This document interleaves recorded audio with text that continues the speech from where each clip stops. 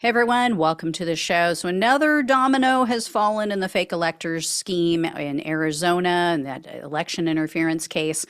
A woman named Lorraine Pellegrino has now accepted a plea deal, but they downgraded it. It's a misdemeanor charge for filing a false document.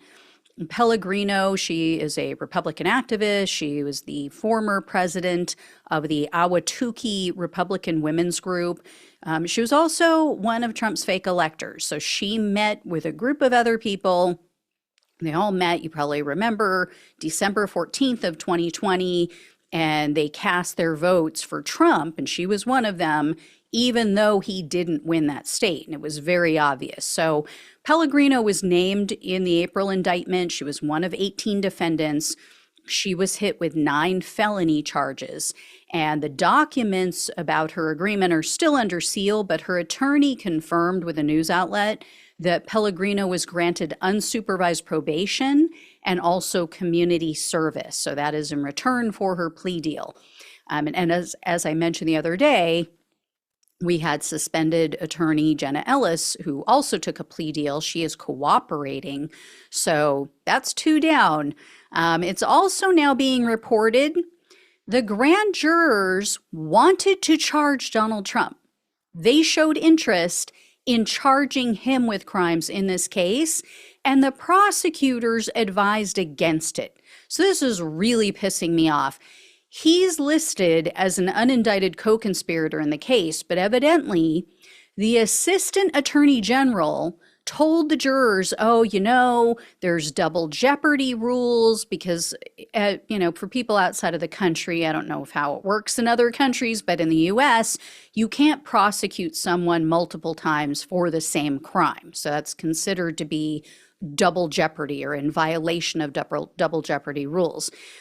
He also said that there was a lack of evidence, or he mentioned that that could be an issue. So this all came out in a motion that was filed this week, and it showed that the assistant attorney general told the jurors, quote, "That is why I have not recommended that in the draft indictment, despite clear indications from you all that there's interest in pursuing a charge against him." Okay, so I'm assuming the whole double jeopardy thing he probably brought up because there were the charges in Georgia, or there still are. There's also the federal case. It just pisses me off because it's now unlikely that Trump is going to go to court in either of those cases before the election, right? And if he wins, he will get rid of the federal case. That is 100% for certain. The Georgia case could still be hanging out there, but, that's hanging on by a thread too at this point. We still have to wait and see if the appeals court is going to allow it to move forward because of all that stuff with Fani Willis and one of her prosecutors. 2 of them having an affair and then seemingly lying about it. So, it just pisses me off. I mean, Arizona could have taken this shot. They could have been the last case standing. This is the problem with weak prosecutors. You have to just go for it. You have to just let the chips fall where they may, right?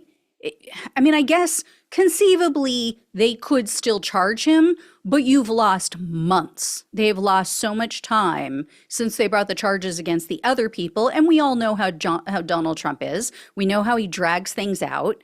And then we're going to run up against that whole issue if he wins, which I pray that is not the case. But, if he should win the election and get a second term, we now have the issue to deal with of that Office of Legal Counsel memo, which is not a law, but it's never been challenged in a court of law. And it says that you can't charge and prosecute a sitting president. So what does that mean? Is he going to get his 4 years and then they can start, moving ahead with the case and with the trial? I mean, it's complete and utter BS. So we just need prosecutors to ignore everything else, not make decisions based on politics or what else is going on in any other state or any other case, and just hit him with charges. period.